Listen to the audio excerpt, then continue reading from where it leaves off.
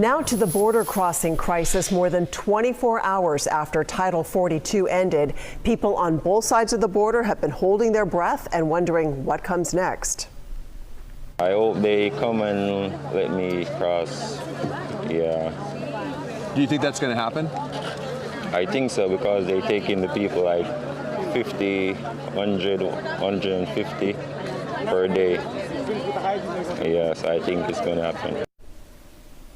The end of Title 42 brings a new wave of concerns from migrants entering the country and the already overwhelmed border communities that are trying to shelter them. The Biden administration is saying tonight that they're prepared. We will achieve success. It will take time. And to avoid the number of people arriving at our southern border, we need to fix the broken immigration system. And let's go to KC Area 3's Ty Steele and Andrea Flores. They've been reporting from the San Ysidro border for us all week long. They join us live again tonight. So how are things looking tonight?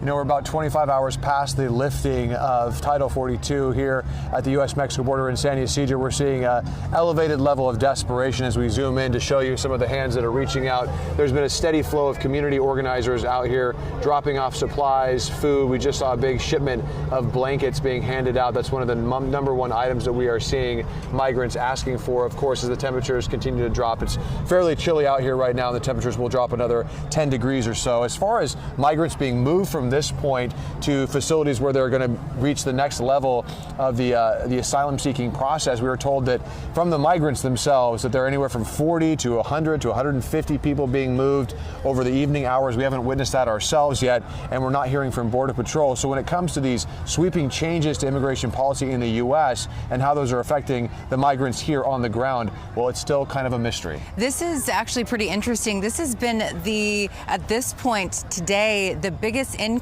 of donations that we've seen at this point. People from the community coming here to drop off items. As you just saw, we had those big white vans here behind us with water and food supplies, people bringing blankets. And another thing that we saw earlier today was people setting up multiple outlets to charge phones. That's because the folks who come to this portion of the U.S.-Mexico border need to have cell phone access to be able to get to this app. It's called the CBP One app. You may have heard that. We've been talking about that over the last few days, and this is an app on the phone that can get them access to resources they might need, including a necessary application for asylum status. They need that if they want to cross over into the United States legally. I spoke to a woman from Belize earlier today, and of course she's here at the border and now is scared about deportation because she can't access the app because she says it's not working.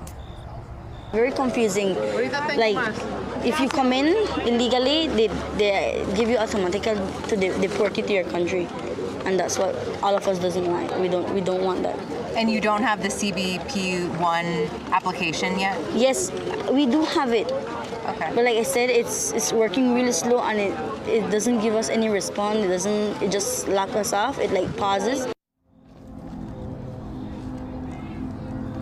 And we've heard that from numerous migrants here that they've tried to make this appointment on the app for days, some even weeks. And they say they try to log on at 3 in the morning, 5 in the afternoon. And usually the app only releases applications about once a day, and they have about 1,000 appointments. So it's really, really difficult to get those appointments if you want to access the United States legally. And some of the migrants we talked to don't even know what Title 42 is. And when we've asked them, well, why did you come here? Well, they were told wherever they came from that if they made it to this point, they would be able to make it into the U.S., they'd be able to seek asylum, and they'd be able to improve their lives or the lives of their families back home.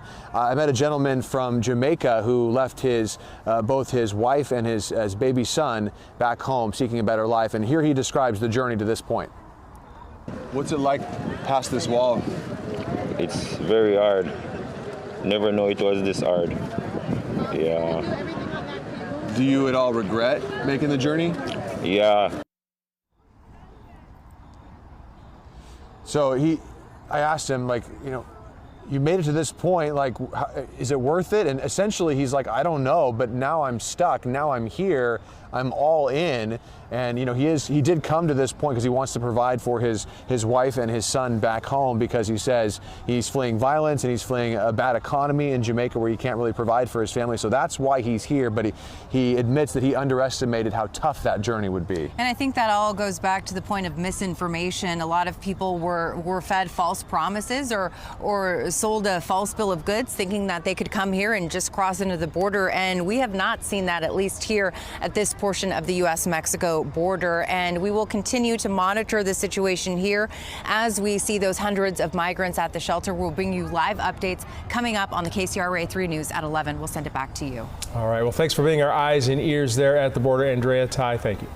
Our coverage will continue on the KCRA 3 app as well, including a look at the jump in border protection encounters that we've seen since October last year. That's on the KCRA 3 app.